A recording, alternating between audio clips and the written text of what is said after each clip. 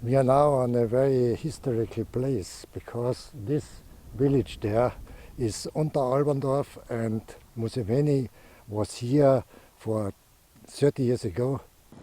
32 years ago, in the small Austrian town of Unteralberndorf, just north of Vienna, a guest house owner known as Leopoldine Bayer hosted 9 men who would later change the political landscape of Uganda.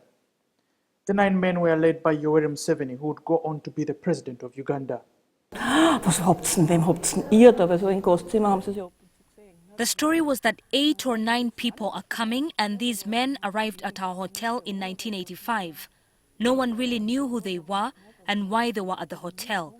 They then went into the backyard to discuss. At the entrance to the guest house restaurant, there are many pictures of Museveni and a receipt showing that 9 men who were rebels at the time spent 3 days from the 15th to the 19th of June 1985. Und dann sind sie halt wieder weggefahren, nichts gehört.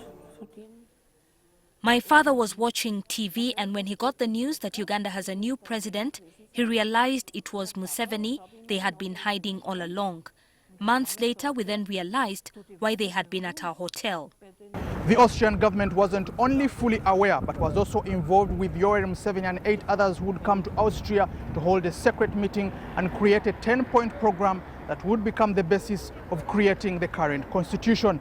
And the key areas would be bringing back democracy and eliminating misuse of state power. Because in these days they have been hunted through Europe.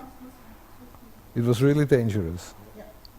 Alfred Chyba, Uganda's consul to Austria, says that the environment in Unteralberndorf created the necessary safety for the rebels to meet and lay down the groundwork for the kind of government they would lead once in power.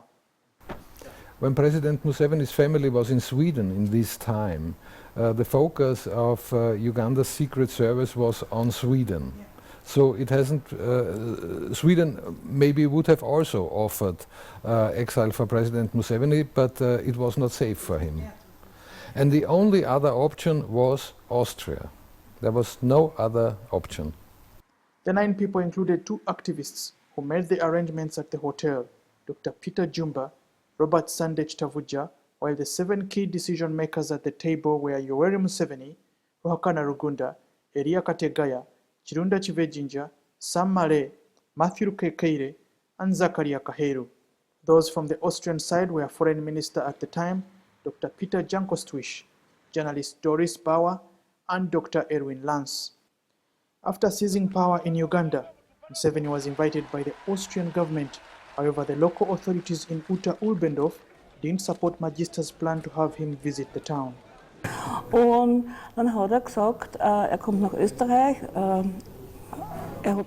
Museveni was coming to Austria for a state visit, and when he asked to see the place, the president at the time said it was too dangerous and too complicated, and Museveni said he would not come. The Austrian government later changed its mind and decided to permit Museveni to visit Unteralberndorf. He brought with him some Ugandan soil, which he placed at the restaurant.